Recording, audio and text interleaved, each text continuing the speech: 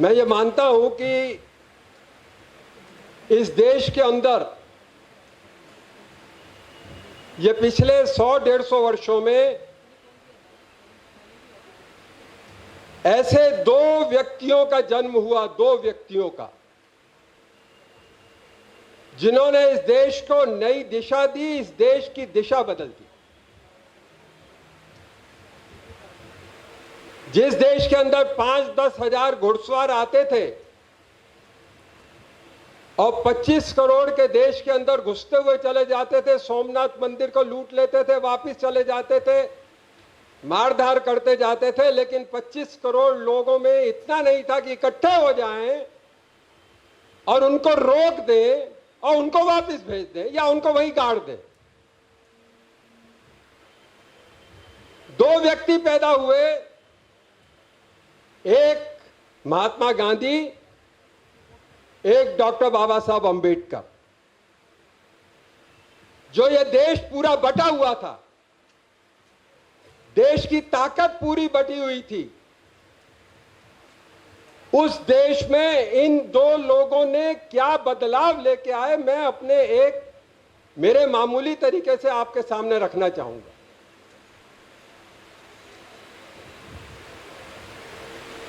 शुरुआत मैं करूंगा लोकमान्य बाल गंगाधर तिलक जी से। 1914 अंग्रेजों ने उनको बर्मा में जेल में रखा था। एक 8 बाई 8 फुट का एक कमरा सा बना के उसके अंदर 6 साल तक रहे। उसी बीच में उनकी पत्नी का देहांत हुआ।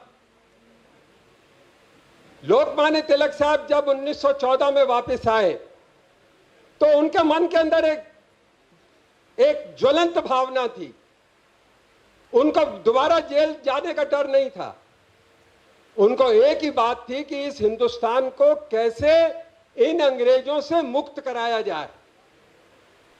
और उस समय के ऊपर लोकमान्य बाल गंगाधर तिलक जी ने पूरे हिंदुस्तान में, पूरे महाराष्ट्र में जगह जगह लोगों से जाके विचार विमर्श करके और ये निष्कर्ष पे पहुंचे कि कहीं ना कहीं हिंदू मुस्लिम भाई अलग अलग रह के अंग्रेजों का उससे फायदा हो रहा। अब मैं सूक्ष्म तरीके से बातें बोलता जाऊंगा। लोकमान्य बाल गंगाधर तिलक जी के एडवोकेट थे मोहम्मद अली जिन्ना साहब। बड़े ताज्जुब की बात लगेगी आपको, उनके सारे केस मोहम्मद अली जिन्ना साहब लड़ते थे। मोहम्मद अली जिन्ना साहब ने इंडियन मुस्लिम लीग बनाई थी, पहले कांग्रेस में थे, फिर इंडियन मुस्लिम लीग बनाई थी।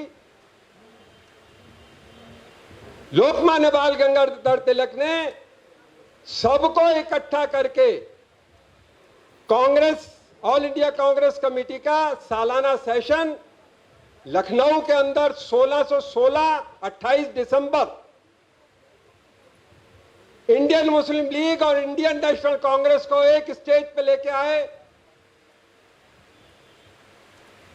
और वो स्टेज पे ला के उन्होंने जो सबको समझाने का काम किया कि भाई इस देश से अंग्रेजों का अब जाना जरूरी है।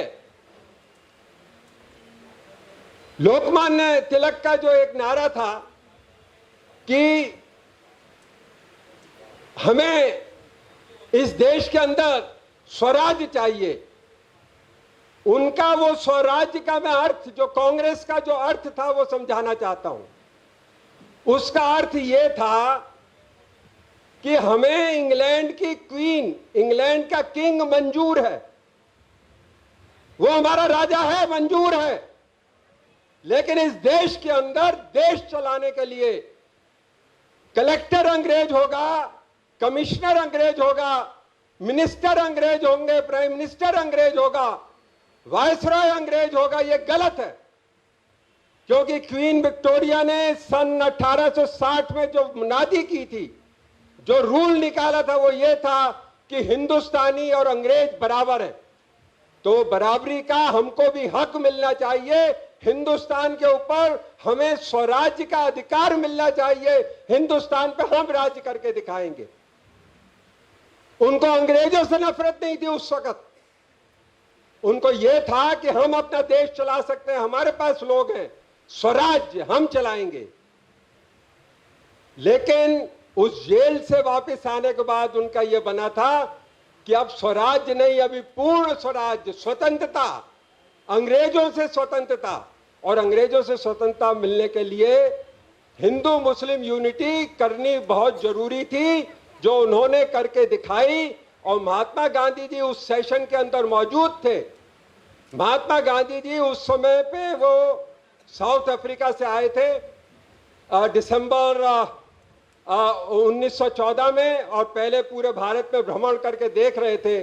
और उस समय पे उस सेशन के अंदर लोकमान्य तिलक की उन बातों को उन्होंने अपने दिल के अंदर रखा और उन्होंने उनके हिसाब से काम करना शुरू किया।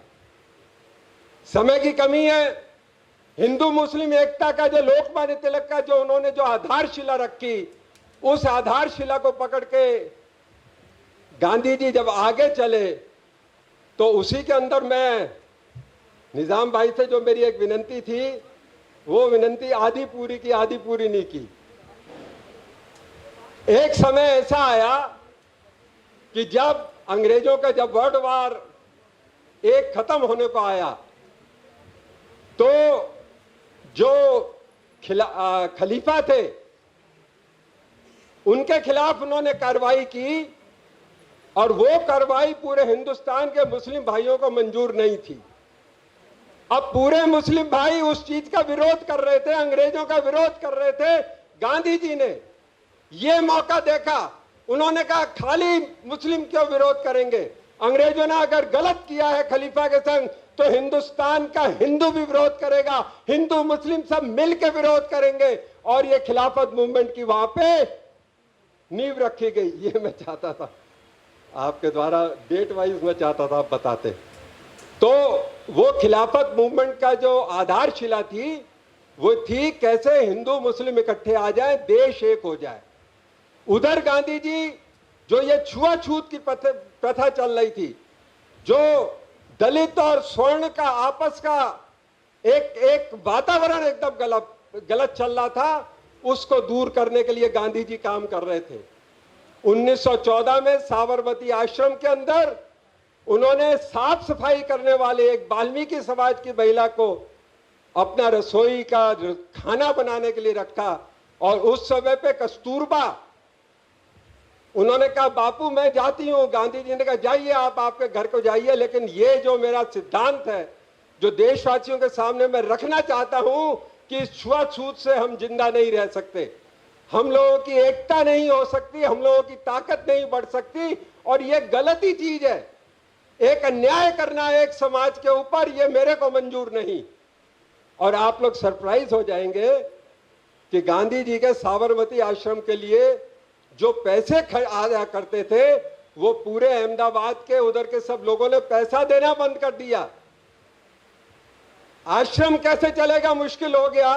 और तब साराभाई, जो साराभाई केमिकल्स, ये बड़ी बड़ी कंपनियां हैं, इनके परिवार का उस वक्त का व्यक्ति ये आया और कहते हैं कि उसने एक थैली इनके हाथ में रखी जो 13,000 रुपए थे। आज वो 13,000 रुपए भी मैं कहता हूं 13 लाख के बराबर की बात है। और उससे फिर गांधी जी को हिम्मत आई और फिर उनका काम शुरू हुआ। तो ये एक हिंदुस्तान की जो प्रथाएं थी, ये एक तो प्रथाओं से उनको लड़ना था, एक सब लोगों को इकट्ठा करना था।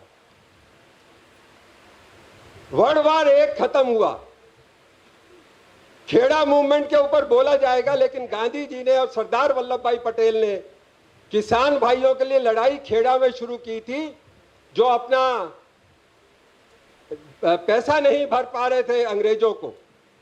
तो उस समय के ऊपर अंग्रेजों ने गांधी जी के पास ये कहा था कि हम आपकी शर्तें मंजूर करते हैं, लेकिन आप हमारी सरकार की मदद करें, हमें फौजियों की जरूरत है। हमें, आप लोग सरप्राइज हो जाएंगे कि वो अहिंसा का पुजारी, उसने मिलिट्री के अंदर लोगों ने जाना चाहिए, उसके लिए महात्मा गांधी जी ने पूरे हिंदुस्तान में उन्होंने अपना मैसेज फैलाया कि ये समय है अंग्रेजों की हम मदद करें और अंग्रेज इसके बदले में हमारी बातें सुनेंगे। वर्ल्ड वार खत्म हुआ, बहुत से हिंदुस्तान के लोग फौज में गए और वर्ल्ड वार खत्म होते ही इंग्लैंड ने एक कमेटी बना के इंडिया में भेजी और वो कमेटी का नाम था रॉयलेट कमेटी। और रॉयलेट कमेटी ने अपना एक कानून बनाया। हिंदुस्तानियों को मदद करने की जगह उसका कानून ये था कि कोई भी व्यक्ति उसके खिलाफ अगर हमको उसको जेल में डालना है तो उसकी अपील नहीं होनी चाहिए। कोई भी व्यक्ति अगर उसका जरा गुनाह हमको पता लग जाता है, सबूत नहीं भी मिलते, तो हमको उसके ऊपर निर्णय देने का अधिकार हो जाना चाहिए और इमीडिएट निर्णय होना चाहिए, इमीडिएट सजा होनी चाहिए, ताकि उस व्यक्ति को कोई मौका ही ना मिल सके कि किसी प्रकार से वातावरण तंग करने का मौका मिल सके। पूरे देश को यह मंजूर नहीं था। पूरे देश में एकदम गुस्सा फैल गया और गांधी जी ने उस समय पे, बात है 23 मार्च 1919, गांधी जी उस समय पे सी राजा गोपालाचारी साहब के संग मद्रास से, अपना चेन्नई से हैदराबाद की तरफ निकले थे, जगह जगह पे मीटिंगें करते जा रहे थे। और उस समय के ऊपर गांधी जी के रात में ये स्वप्न आया कि हम अंग्रेजों के खिलाफ हड़ताल करेंगे। गांधी जी ने दूसरे दिन ही बिना किसी दूसरे व्यक्ति को, अपने कांग्रेस वालों को पूछे, उन्होंने अपनी अपील देश भर में जारी कर दी कि हम लोग 30 मार्च को पूरा 1919 पूरा हिंदुस्तान बंद रखेंगे। बाद में सबने कहा यह समय कम है तो 6 अप्रैल को करिए। मुनादी हो गई, पूरा हिंदुस्तान तैयार हो गया, अंग्रेजों के खिलाफ थे, गर्मी थी एकदम। और पंजाब के लोग तो एक कदम आगे रहते हैं, और एक कदम आगे इसलिए थे कि सबसे ज्यादा फौज में उनके लोग मरे थे उस समय पे वर्ल्ड वार 1 में, और ये रॉयलेट एक्ट उनको समझ नहीं आ रहा था। और उस समय के ऊपर 6 अप्रैल को दोबारा जब वहां पे सब हुआ, और उसके बाद 9 अप्रैल को रामनवमी का दिन, रामनवमी के दिन अमृतसर के अंदर हिंदू, मुस्लिम, सिख सारे मिलके एक बहुत जोरदार प्रोसेशन निकल रहा था। भगवान राम जिंदाबाद, हिंदू मुस्लिम सिख की यूनिटी जिंदाबाद, और हमारा देश आजाद कैसे हो इसके बारे में नारे दिए जा रहे थे। अंग्रेजों की तरफ से पुलिस आ गई और ये जो मोर्चे को जो लेके आगे चल रहे थे, सैफुद्दीन किचलू और सत्यपाल मलिक, इन दोनों को उन्होंने जेल में डाला। जैसे ही उनको जेल में डाला, वो पूरा जो हजूम था वो पूरा अमृतसर के ऊपर टूट पड़ा। अंग्रेजों के 5 बैंक जला दिए गए, 4 अंग्रेजों को मार दिया गया, और एक शेरवुड करके महिला थी, उसको बहुत मारपीट करके एक जगह पे फेंक दिया गया। ये चीज गांधी जी कभी नहीं चाहते थे, क्योंकि वो जानते थे कि अंग्रेज इसके खिलाफ कुछ भी कर सकते हैं, और वही हुआ। ये चीज होने के बाद गांधी जी बंबई से निकल पड़े ट्रेन से जाने के लिए, शांति देने के लिए, और उधर अंग्रेजों ने जनरल डायर को भेज दिया अमृतसर कि ये जो हालत बनी है इस हालत के ऊपर कंट्रोल करो जाके। जनरल डायर पहुंच गए अमृतसर। 10 अप्रैल का दिन उन्होंने पूरी मुनादी करा दी कि अब के बाद कोई 5 से ज्यादा हिंदुस्तानी कहीं इकट्ठे नहीं हो सकते, कहीं पे कोई मीटिंग नहीं लेगा। पूरे पंजाब के अंदर ये एक मुनादी करवा दी गई। 13 अप्रैल बैसाखी का दिन, जलियांवाला बाग और उसके बाजू में है गोल्डन टेम्पल। बैसाखी का दिन होने की वजह से हजारों सिख भाई, औरतें, बच्चे दर्शन करने जा रहे हैं, हिंदू भी दर्शन करने जा रहे हैं, और निकल के वहां से आ रहे हैं जलियांवाला बाग के लिए। यह बात जरूर है, उस समय पे जो वहां के कांग्रेस के वर्कर्स थे, उन्होंने ये निश्चय कर लिया था कि हम मीटिंग करके अंग्रेजों के खिलाफ बात करेंगे। जनरल डायर को ये बात पता लगी। जनरल डायर 50 पुलिस वालों को लेके, गोरखा रेजिमेंट को लेके, उनके पास कहते हैं कुछ 1300-1400 जो गोलियां थी, वो पहुंच गए जलियांवाला बाग के अंदर, और उस जलियांवाला बाग के अंदर जिसका दरवाजा एक ही था, वहां पे औरतें, बच्चे जो मंदिर से निकल के आए थे सब वहां पे इकट्ठे थे, और वहां पे गोलीबार हुआ। उस गोलीबार के अंदर 1000 से ज्यादा लोग घायल हुए और 379 लोग उसी जगह के ऊपर मारे गए। गोली चलती जा रही है, उसने कोई वार्निंग भी नहीं दी थी। और आप पूरे पंजाब की टेलीग्राफ सिस्टम और सब चीज बंद कर दिया गया।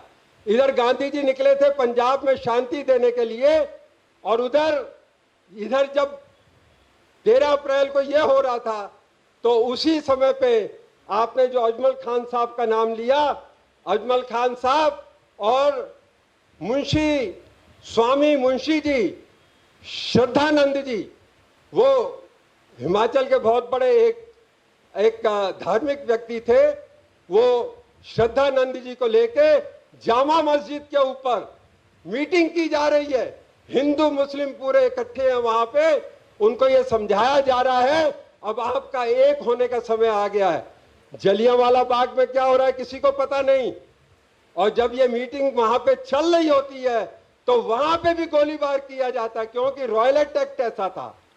उस रॉयलेट एक्ट के अंदर था कि इनको किसी को आवाज तक करने का अधिकार नहीं है, और वो वहां पे गोलियां चली, दिल्ली में भी लोग मारे गए।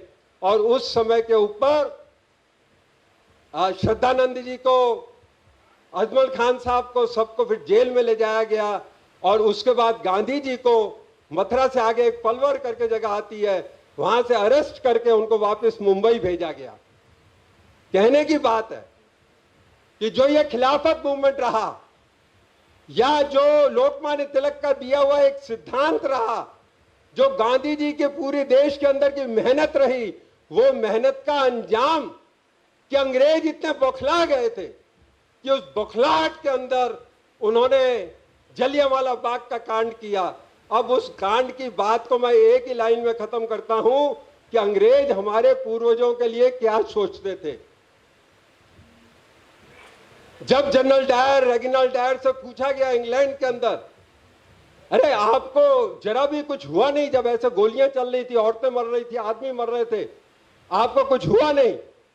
तो उनका यह शब्द था कि ये हिंदुस्तानी कुत्ते, इनको मेरी जूती की नोक पे रख के ही हम हिंदुस्तान चला सकते हैं। ये विचारधारा उन लोगों की थी जिसके खिलाफ गांधी जी को लड़ना था, पूरे हिंदुस्तान को लड़ना था। देखिए एक समझने की बात, गांधी जी ने उसके बाद बहुत मेहनत की, मेहनत करके मैं सीधा 11 साल आगे निकल आता हूं। नमक का आंदोलन हुआ, नमक के आंदोलन में गांधी जी को जेल में डाल दिया गया, और उसके बाद अंग्रेज काफी थक गए थे, तो उन्होंने कहा भाई आपको स्वराज्य के रूप में आपको एक कॉन्स्टिट्यूशन देंगे, आप लोग अपने एमएलए एमपी चुन के आपका थोड़ा अपना कारोबार चला सकते हैं। और उसके लिए उसकी कॉन्स्टिट्यूशन क्या होगी, गोलमेज कॉन्फ्रेंस रखी गई, राउंड टेबल कॉन्फ्रेंस इंग्लैंड के अंदर। गांधी जी ने कहा हम इसको नहीं मानते, अगर आपको हमें देना है तो हम यहां पे बनाएंगे, हमें आपकी जरूरत नहीं।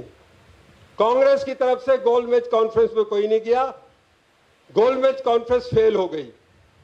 वायसराय लॉर्ड इरविन ने गांधी जी को जेल से मुक्त किया, मीटिंग के लिए अपने पास बुलाया, और उनसे उन्होंने उस समय पे एक पैक्ट किया। देखिए मैं शॉर्ट में जा रहा हूं, उस समय पे एक पैक्ट हुआ कि भाई देखिए हम आपके चुने हुए नुमाइंदों को देंगे, हम आपकी सारी चीजें मान्य करेंगे, नमक के आंदोलन को बंद कर दीजिए, उस आंदोलन के अंदर जितने लोगों को जेल में डाला गया है उनको छोड़ दिया जाएगा, गांव के अंदर कोई व्यक्ति अपने उपयोग के लिए नमक पैदा करता है तो हम ऑब्जेक्शन नहीं लेंगे। और जो गांधी जी ने एक शर्त रखी कि ये पुलिस वाले जो हैं, जो अधिकारी आपके कलेक्टर वगैरह हैं, ये इन लोगों ने सेवक की तरह काम करना चाहिए, मालिक की तरह काम नहीं करना चाहिए। सारी चीजें मान्य हुई, और ये बात सही है कि गांधी जी ने 4 दफा लॉर्ड इरविन को रिक्वेस्ट की थी कि भाई देखिए शहीद भगत सिंह को फांसी होने वाली थी, आरएसएस वाले बहुत गांधी जी की बुराई करते हैं। गांधी जी के सामने उस वक्त दो चीजें थी। एक, हिंसा वो कभी सपोर्ट नहीं करते थे, लेकिन भगत सिंह के लिए फिर भी उन्होंने बात की 4 दफा उससे।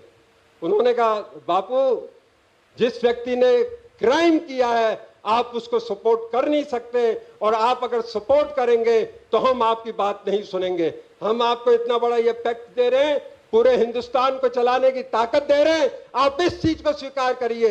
ये भगत सिंह की बात को आप मत चलाइए। कहते हैं कि जिस दिन भगत सिंह को शहीद होना था उससे एक रात पहले भी अर्जेंट मैसेंजर भेज के गांधी जी ने पत्र लिखा कि पूरे हिंदुस्तान के अंदर एक अलग वातावरण बन रहा है, आप मेहरबानी करके इस चीज को रोक दीजिए, ये गलत हो रहा है, आपके लिए भी गलत है, पूरे हिंदुस्तान के लिए भी ठीक नहीं है।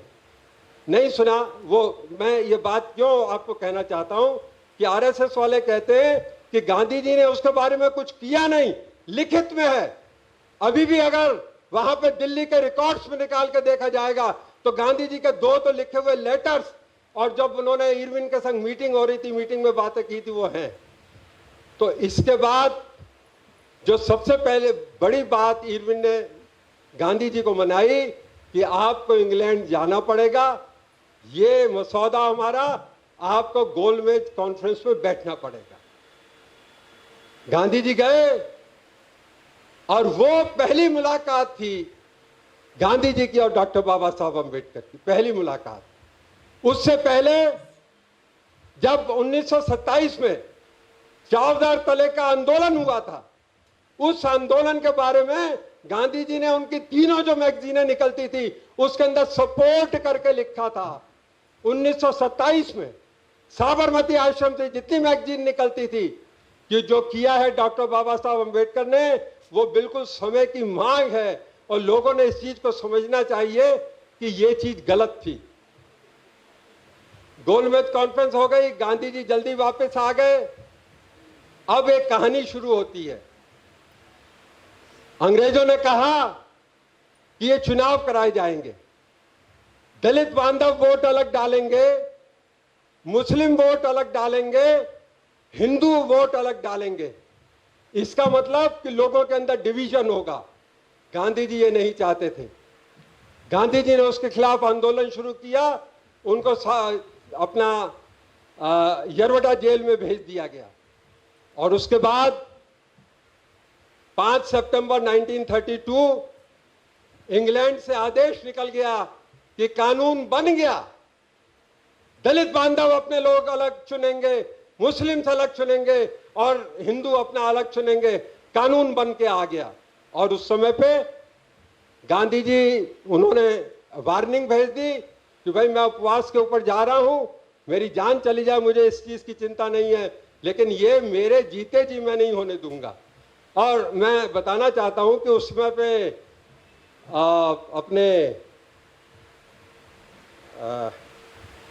अपने वो नोबेल laureate क्या कौन थे, टैगोर साहब ने, उन्होंने एक कविता लिख के भेजी थी कि महात्मा जी, मैं आपकी इन चीजों का हमेशा विरोध करता रहा हूं, लेकिन जो आप ये चीज कर रहे हैं कि पूरा हिंदुस्तान एक रहना चाहिए, आपकी इसके लिए जान भी चली जाती है तो हमको मंजूर है, लेकिन आप ये करिए। और इस प्रकार से उनका उपवास शुरू हुआ।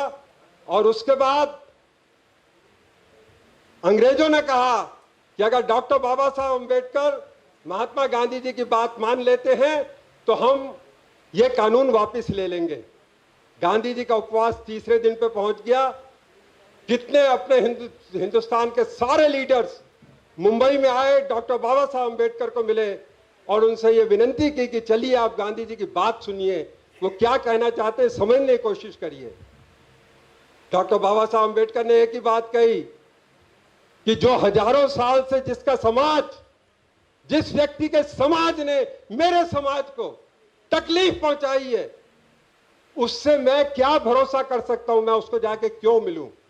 लेकिन आखिर में अखबारों में जब खबरें निकल रही थी कि गांधी जी का जीवन समाप्त हो सकता है, तो डॉक्टर बाबा साहब अम्बेडकर 20 तारीख को उपवास शुरू हुआ था सितंबर को, 22 सितंबर को डॉक्टर बाबा साहब अम्बेडकर पूना पहुंचे, यरवड़ा जेल में। गांधी जी को शाम को 4 बजे मिले। पूरी कमेटी मदन मोहन मालवीय जी और वो दूसरे जितने भी लोग थे, CR राजा गोपालाचारी और डॉक्टर बाबा साहब अम्बेडकर के संग MC राजा और ऐसे 5-6 बहुत उस वक़्त के चुनिंदा जो लीडर थे, ये सारे पहुंचे, आपस में बातचीत शुरू हुई। और वो बातचीत के अंदर 25 तारीख की सुबह, 24 तारीख की सुबह डॉक्टर बाबा साहब अम्बेडकर जी ने जब गांधी जी के संग बैठे, देखो अभी ये बात समझने की है, डॉक्टर बाबा साहब अम्बेडकर एक तरफ, महात्मा गांधी जी एक तरफ। महात्मा गांधी जी का जन्म कब हुआ? महात्मा गांधी जी का जन्म हुआ साउथ अफ्रीका में, जब वो एक ट्रेन के अंदर बैठे थे, फर्स्ट क्लास का टिकट लिया था, एक अंग्रेज कंपार्टमेंट में आया था और लाते मार के सिर से बालों से पकड़ के बाहर फेंक दिया था उनको। किसको? महात्मा गांधी को। डॉक्टर बाबा साहब अम्बेडकर, जिनके समाज को इतने सालों से हिंदुस्तान के अंदर सताया जा रहा था, तकलीफ दी जा रही थी, उनको अपने बराबर का नहीं समझा जा रहा था, ये दो व्यक्तियों का मिलन। महात्मा गांधी एक तरफ जो अपने समाज को समझाना चाहते थे, आप ये गलत कर रहे हैं, मत करिए, मिलकर रहिए। अपना खाना बनाने के लिए उन्होंने एक वाल्मीकि समाज की महिला को रखा, लोगों को ये दिखाने के लिए। और उधर डॉक्टर बाबा साहब अम्बेडकर, उनको अपने समाज को ताकत देनी थी कि वो संघर्ष करें और उनका जो हक है वो लें। देखिए ये दो व्यक्तियों के बीच का फर्क। दोनों का जन्म होता है अन्याय से। गांधी जी का जन्म हुआ जब उनको ट्रेन से मारपीट के बाहर फेंका गया, और डॉक्टर बाबा साहब अम्बेडकर का जन्म हुआ जब कालाराम मंदिर के अंदर दर्शन देने की उनको इजाजत नहीं दी गई। जब वो बैरिस्टर बने, बड़ौदा के गायकवाड़ ने उनको अपना मंत्री नियुक्त किया, लेकिन पूरे बड़ौदा के अंदर उनको कोई घर देने को तैयार नहीं था। उस समय पे डॉक्टर बाबा साहब अम्बेडकर का जन्म हुआ। तो ये दो व्यक्ति, दो महान व्यक्ति जो हिंदुस्तान के अंदर अहमियत रखते थे, आधा आधा हिंदुस्तान दोनों की तरफ था, वो मिल रहे हैं एक जेल के अंदर, एक आम के पेड़ के नीचे, जहां गांधी जी अर्ध मृत्यु की व्यवस्था में लेटे हुए पलंग का चारपाई के ऊपर, और डॉक्टर बाबा साहब अम्बेडकर बाजू में बैठे हैं। और उस समय पे गांधी जी ने डॉक्टर बाबा साहब अम्बेडकर की हर चीज को मान्य कर दिया। क्या मान्य कर दिया? कि जो रिजर्वेशन डाली जाए। गांधी जी का एक ही कहना था कि दलित बांधव हो, स्वर्ण बांधव हो, वो चुन के आएगा सभी के द्वारा। दलित वोटर अलग रहेगा, स्वर्ण वोटर अलग रहेगा, ऐसा नहीं होगा। और उस समय के ऊपर वो पूना करार हुआ, जिसके अंदर 10% रिजर्वेशन रखी गई दलित बांधवों के लिए। MP, MLA, नौकरियों में, सब चीजों में। देखो आज तक ये बात, पूना करार सब लोग सुनते हैं, लेकिन पूना करार पढ़ने की कोई कोशिश नहीं करता कि वो रिजर्वेशन क्यों आई, कि ये देश इकट्ठा रहे। डॉक्टर बाबा साहब अम्बेडकर, जिनकी विचारधारा में, जब उन्होंने एज ए विधानसभा में एक बात कही थी कि कोई कहता मैं मराठी हूं, कोई कहता मैं मुसलमान हूं, कोई कहता मैं हिंदू हूं। अरे हिंदुस्तान उस वक्त ताकतवर बनेगा जब सब कहेंगे that I am an Indian, मैं हिंदुस्तानी हूं।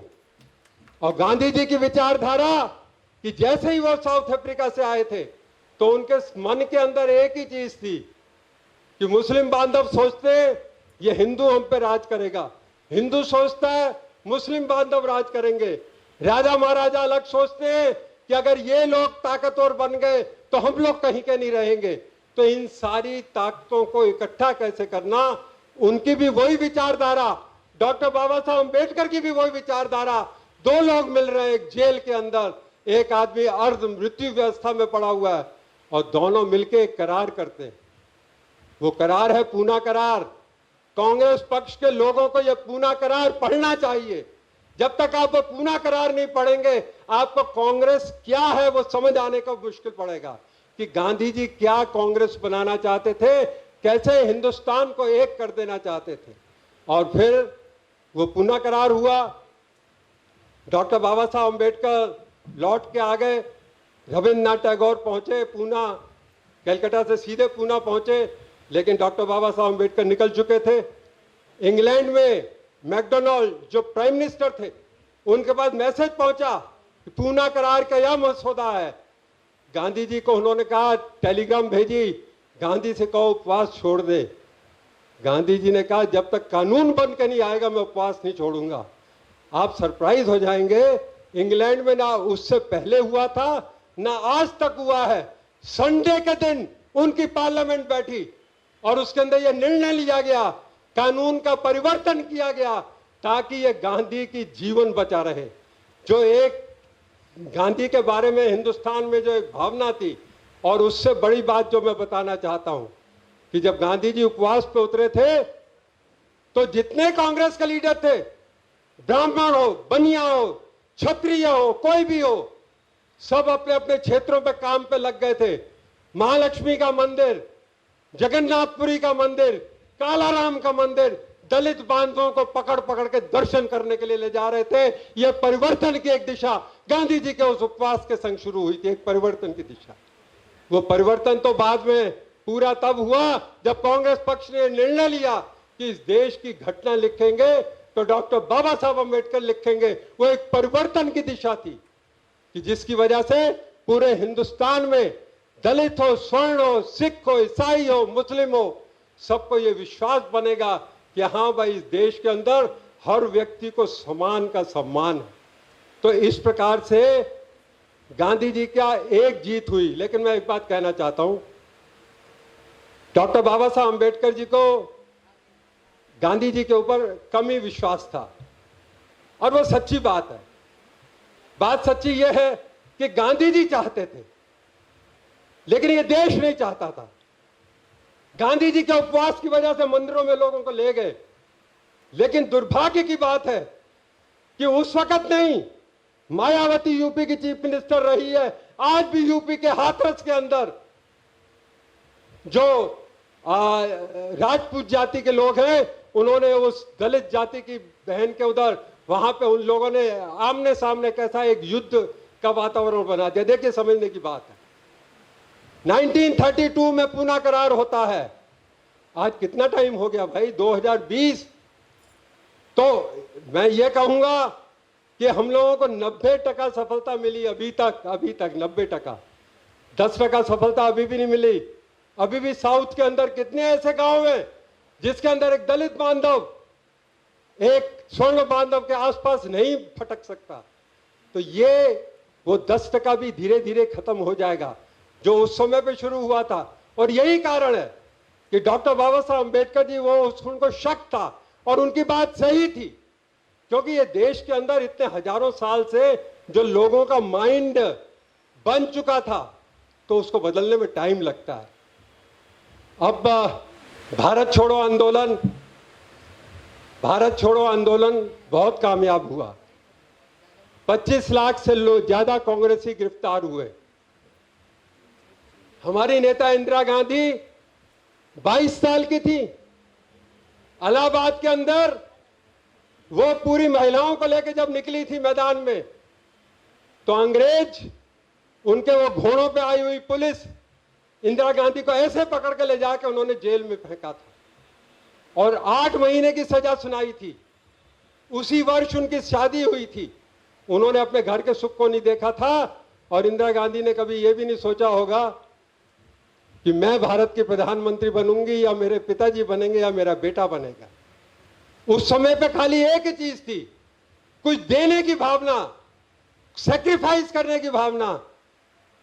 आरएसएस वालों के पास, उस वक्त की हिंदू सभा के पास एक भी उदाहरण आपको ऐसा नहीं मिलेगा जिसके अंदर के इस प्रकार का वो करने की कभी अगर कोशिश भी करते थे, लेकिन अगर सामने अंग्रेज आ जाते थे तो पीछे हट जाते। तो ये अब जो आपके सामने मैं चीज लेके आ रहा हूं, 1942 भारत छोड़ो आंदोलन, 1944 वर्ल्ड वॉर खत्म हो गया। इंग्लैंड के अंदर सरकार बनी एटली साहब की, लेबर की सरकार बनी, और उस समय में उनका वातावरण ये सामने आ गया कि भाई भारत को अब हमने आजादी दे देनी। और जैसे ये बात सामने आई तो उस समय के वायसरॉय ने यह निर्णय लिया कि गांधी जी जो जेल में थे 2 साल से, गांधी जी को जेल से मुक्त किया गया। और गांधी जी को जेल से मुक्त करने का एक कारण था। कारण यह था, सन 1930 की बात है, दिसंबर का आखिरी हफ्ता, एक इलाहाबाद के अंदर एक इंडियन मुस्लिम लीग का सेशन होता है। उसके अंदर अपने वो कवि का क्या नाम था, हाँ नहीं, मौलाना इकबाल साहब, वो उस अधिवेशन का अध्यक्षता कर रहे थे। और उस अध्यक्षता को करते करते उन्होंने एक रेजोल्यूशन पास किया था कि भाई हिंदुस्तान की आजादी मिले ना मिले, लेकिन इस परिस्थिति में भी जब ये वोटिंग का अधिकार मिल रहा है तो जो मुस्लिम बाहुल्य इलाका है उस मुस्लिम बाहुल्य इलाके में खाली मुस्लिम लीडर्स होने चाहिए। और इस प्रकार से एक पाकिस्तान बनने की भावना, और उन्होंने उस जगह का नाम पाकिस्तान दिया था। और कहते हैं कि उस सेशन के अंदर लोग जितने इकट्ठे थे वो नीचे से उनको बोल रहे थे, अरे भाई कोई आप अपनी नई कलम सुनाइए आप ये, लेकिन ये अपना ये रेजोल्यूशन पास कराने में लगे थे, लोगों के अंदर बंटवारा करने में लगे थे। और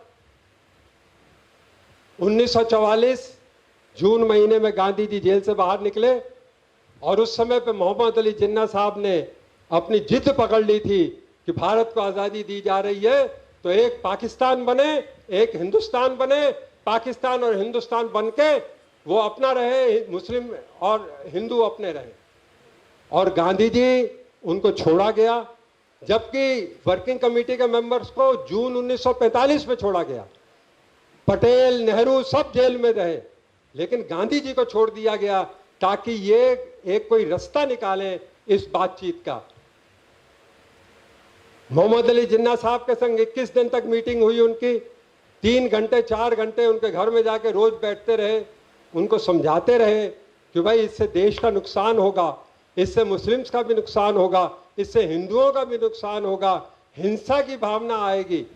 लेकिन वो मोहम्मद अली जिन्ना साहब एकदम पक्के थे अपने उसके ऊपर।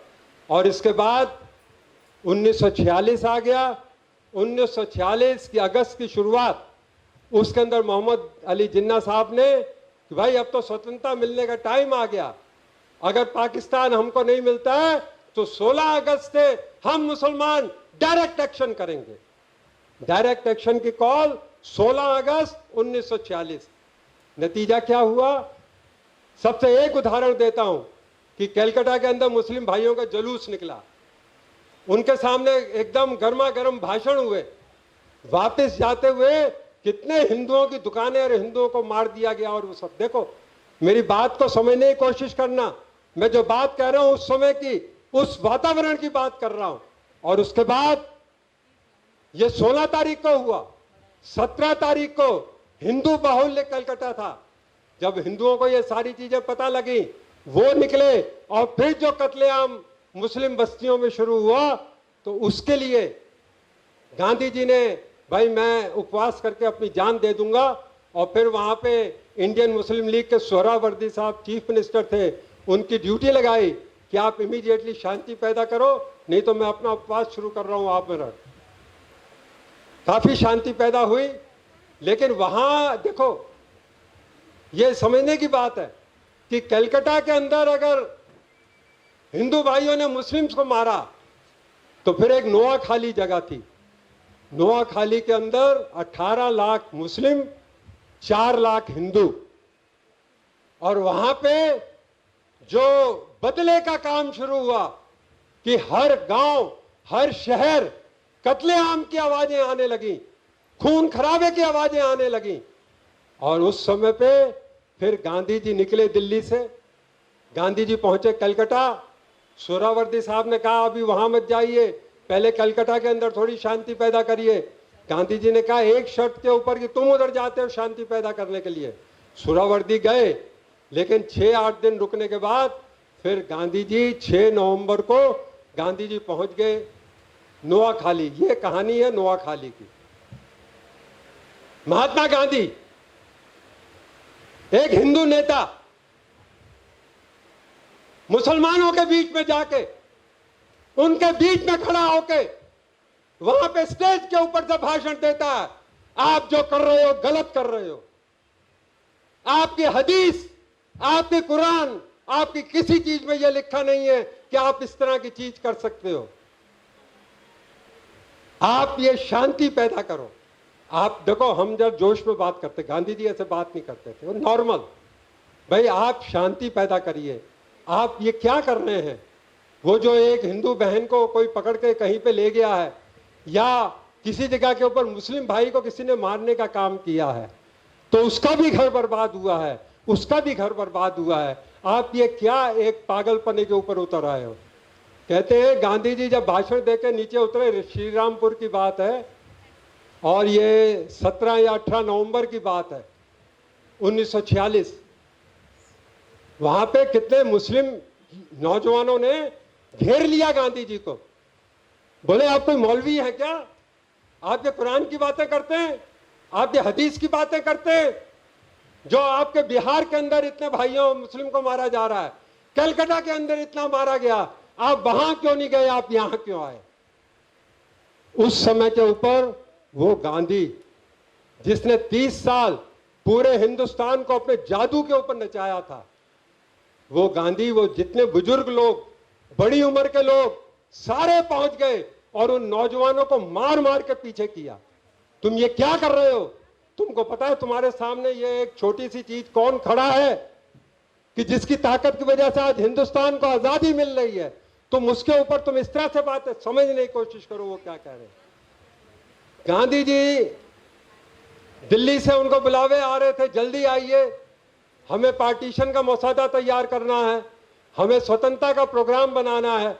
गांधी जी ने कहा मैं आया अपनी मर्जी से हूं, जाऊंगा मेरी मर्जी से, लेकिन जब तक यहां नोआखाली के अंदर पूरी शांति नहीं पैदा हो जाएगी मैं यहां रहूंगा।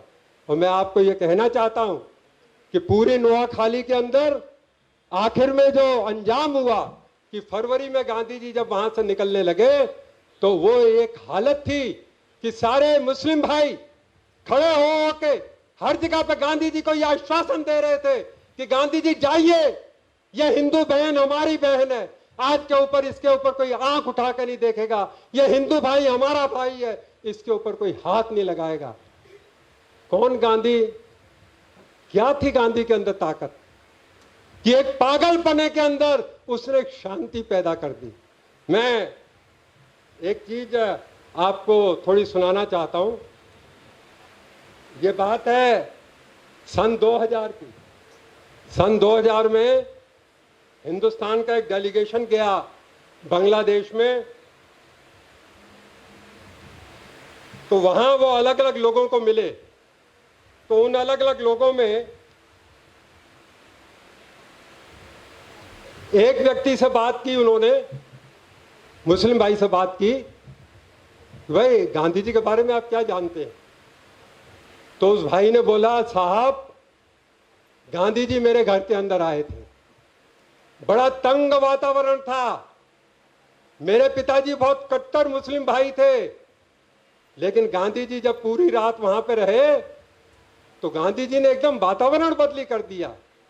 गांधी जी ने मेरे पिताजी को जो पता नहीं क्या शिक्षा दी उन्होंने कि दूसरे दिन के बाद उस गांव और कस्बे के अंदर किसी की जान नहीं गई, किसी का नुकसान नहीं हुआ।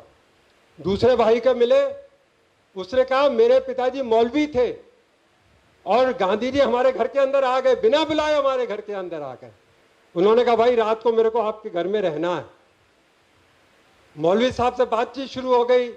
गांधी जी खाते कुछ नहीं थे, मूंग की दाल उबली हुई खा ली, बकरी का दूध ले लिया, खजूर ले लिए। तो वो मौलवी साहब को गांधी जी, वो लड़का कह रहा है कि मेरे पिताजी को गांधी जी ने जो रखी हुई कुरान शरीफ थी, उस कुरान शरीफ की तरफ हाथ जोड़ के दिखाया। उन्होंने कहा भाई ये जो आपके हाथ से ये सब गलत काम हुए हैं, इसके अंदर ये लिखा हुआ है क्या कहीं पे कि आप ये कर सकते हैं?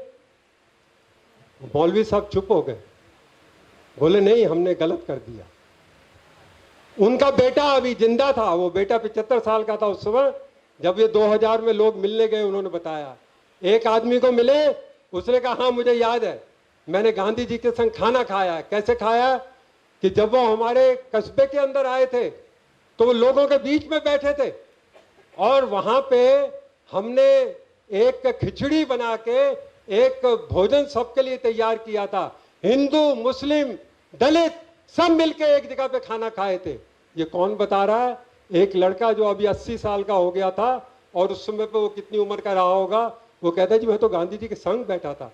उससे पूछा आपका क्या, उनके बारे में क्या वो है?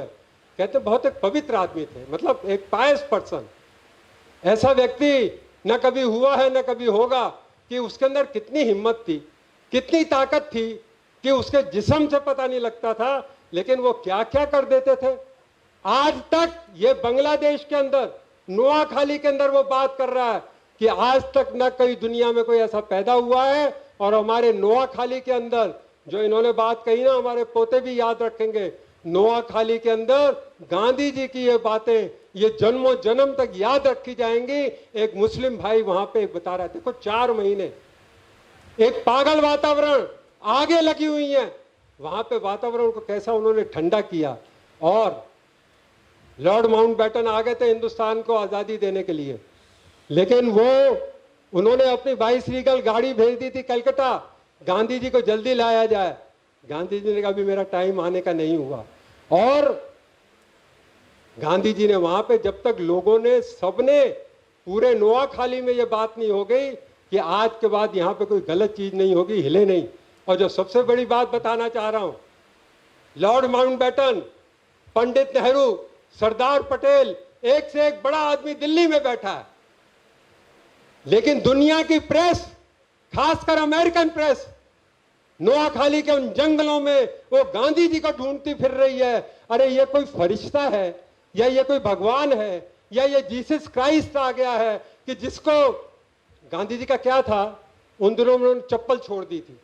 चप्पल छोड़ने की वजह से रोज 5-6 किलोमीटर चलते थे, सड़कें वहां पे एकदम नुकीली थी, तो शाम को उनके पैर में अगर खून होता था तो वो खून घी और हल्दी डाल के वो जो कार्यकर्ता संघ थे उसको ठीक करते थे। देखिए एक व्यक्ति को समझने की कोशिश करिए। मेरा आज का जो ये एक वो है मकसद है, वो आपको उस ऊंचाई तक ले जाने का मकसद है। वो व्यक्ति के अंदर क्या था, उसके पांव से खून निकल रहा है, जा रहा है, लेकिन उसको वहां पे शांति चाहिए, उसको वहां पे भाईचारा चाहिए, उसको पूरा हिंदुस्तान एक चाहिए था, उसको हिंदुस्तान 2 नहीं चाहिए था। तो वो महात्मा गांधी, तो वो जो अमेरिका की अगर उस वक्त की प्रेस में आप कहानियां पढ़ें तो आप लोग सरप्राइज हो जाएंगे कि वो जो यहाँ पे लोग आते थे, इंग्लैंड के अंदर नहीं होता था, क्योंकि इंग्लिशमैन को गांधी जी से थोड़ी नफरत भी थी कि ये इंग्लैंड से इंडिया को दूर कर रहे थे। लेकिन यूरोप की प्रेस, अमेरिका की प्रेस, जहां की भी प्रेस वहां पे पहुंचती थी, वो गांधी जी के लिए लिख रही थी कि ये कोई भगवान है, ये कोई फरिश्ता है, ये क्या चीजें हिंदुस्तान के अंदर कर रहा है। और देखिए वही हुआ आखिर में कि आखिर में अंग्रेजों को, जो हिंदुस्तान के अंदर 5000 घुड़सवार लेके हिंदुस्तान पे कब्जा करने को ही आ जाता है, उस हिंदुस्तान के अंदर 10 लाख की फौज लेके अंग्रेजों को हाथ जोड़ के जाना पड़ा कि भाई ठीक है हम जाते। क्यों? पूरा हिंदुस्तान एक हो चुका था और उस हिंदुस्तान की एकता के अंदर अंग्रेजों को डर लगने लग गया था। और यही कारण है कि गांधी जी के बारे में डॉक्टर बाबा साहब अम्बेडकर जी के संग का उनका पूना करार, जलियांवाला बाग में जो घटना हुई कि कैसे गांधी जी ने जागृत किया था सबको, लेकिन वो ये हिंसा नहीं चाहते थे, उन्होंने जागृत किया था और उस जागृति से अंग्रेज पागल हो चुके थे। वो पागलपने का एक नमूना था जो हुआ, लेकिन वो होने के बाद पूरा हिंदुस्तान और ज्यादा जाग गया। गांधी गांधी गांधी, हर जगह गांधी गांधी होने लगा। और उसके बाद तो फिर अलग अलग आंदोलन, अलग वातावरण, अलग अलग चीजें, कैसा हिंदुस्तान एक हुआ और वो हिंदुस्तान एक, आखिर में हिंदुस्तान आजाद हुआ। हिंदुस्तान आजाद हुआ परिवर्तन के संग, वो परिवर्तन कि डॉक्टर बाबा साहब अम्बेडकर, जिनको कि बड़ौदा के अंदर रहने के लिए घर मुश्किल हो रहा था, वो डॉक्टर बाबा साहब अम्बेडकर घटना लिखते हैं और वो घटना किनके हाथों में देते हैं? और वो लोग उस घटना को अपने सिर के ऊपर रख के, ये परिवर्तन था। जिस हिंदुस्तान के अंदर क्या चीजें हो रही थी, वो 25-30 साल के अंदर इतना बड़ा परिवर्तन हो गया था, और वो परिवर्तन ही कारण बना था अंग्रेजों को हिंदुस्तान छोड़ने का। बाबा साहब अम्बेडकर खुश नहीं थे। क्यों खुश नहीं थे? कि स्वतंत्रता मिलने तक बहुत ज्यादा बदलाव सोसाइटी में नहीं आया था। लेकिन यह भी बात है कि घटना बनने से पहले हमारे बॉम्बे, उस वक्त बॉम्बे कहते थे इसको, गुजरात और महाराष्ट्र इकट्ठा था, बॉम्बे स्टेट की सरकार, जो सरकार बनी थी कांग्रेस की, उसने ये कानून पारित कर दिया था कि कोई भी व्यक्ति किसी भी कुएं से पानी पी सकता है, किसी भी तालाब से पानी ले सकता है, किसी के संग भी वो जा सकता है। अगर कोई उसके संग वो करेगा उसको कड़ी सजा दी जाएगी। ये 1947 के 46 में बॉम्बे की सरकार ने ये कानून बनाया था। तो कहने की बात है वो परिवर्तन, जिस देश के अंदर सब अपने अलग अलग चल रहे हैं और अंग्रेज यही चाहते थे सब अलग चले, वो गांधी जी ने सबको एक कर दिया, एक दिशा दे दी। डॉक्टर बाबा साहब अम्बेडकर ने एक दिशा दे दी। गांधी जी अपने समाज से लड़ रहे थे, समझा रहे थे तुम गलत कर रहे हो, और डॉक्टर बाबा साहब अम्बेडकर अपने समाज को हिम्मत दे रहे थे, संघर्ष करो, अपना हक जो तुम्हारा अधिकार है वो लो। और ये मैं मैसेज चाहता हूं, ये मैसेज वो हाथरस में पहुंचना चाहिए कि जो राजपूतों ने एक टोली बना के, जो एक दलित की बेटी जिसका वहां पे मर्डर कर दिया गया, उसके घर के चारों तरफ उन्होंने, जहां पे हमारे नेता राहुल गांधी जी पहुंचे थे, तो वो मैसेज उन तक पहुंचना चाहिए कि भाई ये भारत देश के अंदर ये चीजें ठीक नहीं। अब ये जो 10% चीज है ये भी खत्म हो जाएगी तो भारत और मजबूत बनेगा। और आज का, क्योंकि ये गांधी जी के बारे का वो था, तो मैं किसी की बुराई नहीं करना चाहता, लेकिन एक बात आपको बोलना चाहता हूं।